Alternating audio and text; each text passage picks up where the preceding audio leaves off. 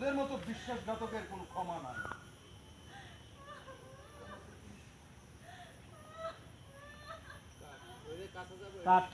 সবাই শুনে রাখেন, বাকি টাকা আর মালামাল যতক্ষণ পর্যন্ত আমি ফেরত না পাবো ততক্ষণ পর্যন্ত ওরা পিটাইবো। কি কন?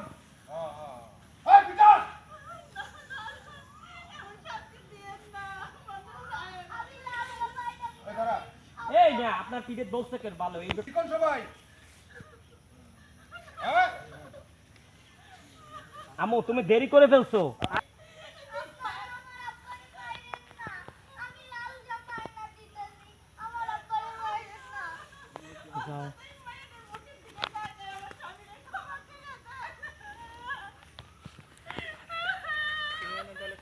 কাট লাগবে না।